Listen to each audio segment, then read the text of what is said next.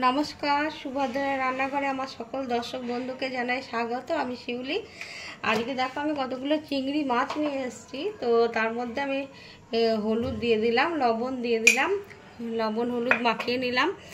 এবারে আমি চিংড়ি মাছগুলোকে ভালো করে লবণ হলুদ মাখিয়ে নিয়ে রেডি করে নিচ্ছি। দেখো আমি কড়া বসিয়ে দিয়েছি, কড়াতে সর্ষের তেল দিয়ে দিয়েছি। রান্নাটা আমি সর্ষের তেলেই করব। এবার আমি মাছগুলো দিয়ে দিচ্ছি, তেলের মধ্যে ভেজে তুলে নেব। দেখো আমার মাছটা ভাজা হয়ে গেছে। মানে চিংড়ি মাছ তো অতিরিক্ত ভাজা দরকার নেই, তো বেশি ভাজলে আবার স্টিকি হয়ে যাবে, মানে শক্ত হয়ে যাবে। এবারে আমি মাছটাকে তুলে নিচ্ছি। আমি ওই তেলের মধ্যে কিছুটা গোটা জিরে, তেজপাতা, শুকনো লঙ্কা ফোড়নে দিয়ে দিলাম। এবার ফোড়নটা একটু ভাজা ভাজা হয়ে যাবে, আমি কতগুলো কুচিয়ে রাখা পেঁয়াজ দিয়ে দিচ্ছি।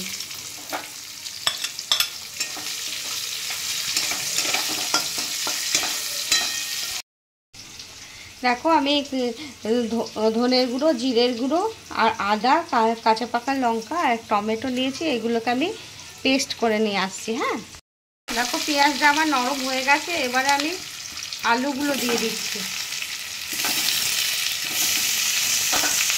আলুগুলো আমি এর সাথে ভেজে নেব একবারে। দেখো আমার আলুটা ভাজা হয়ে গেছে পেঁয়াজের সাথে। এবারে আমি যে মশলাটা পেস্ট করে নিয়েছি, এই মশলাটা উপর থেকে দিয়ে দিচ্ছি। মশলা দিয়ে আমি আলুর সাথে ভালো করে আবার কষিয়ে নেব। এবারে আমি একটু হলুদ গুঁড়ো দিয়ে দিচ্ছি।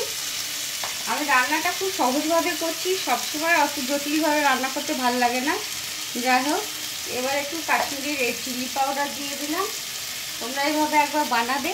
লবণ দিয়ে দিলাম স্বাদ মতো, বানিয়ে খাবে, দেখবে খুব ভালো লাগবে। সবসময় তো একটু কোনো সময় মনে হয় যে একটু শর্টের সাথে বা তাড়াতাড়ি বেশ রান্নাটা করি, তো সেরকম একটা রান্না, কিন্তু স্বাদে অসম্ভব। চিংড়ি মাছ যে জিনিসে পড়বে সেই জিনিসটার টেস্টই আলাদা হবে। যাই হোক, আমি মশলাটা একটু ভালো করে কষিয়ে নিই।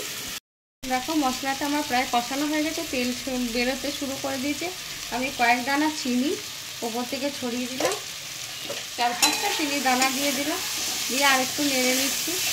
দেখো মশলা কষানো হয়ে গেছে খুব ভালো করে আলুর সাথে। এবারে আমি জল দিয়ে দিচ্ছি। দেখো এবার আমি একটু চাপা দিয়ে দিচ্ছি, ঝোলটা ফুটে উঠুক একটু, তারপরে আমি মাছগুলো দেব।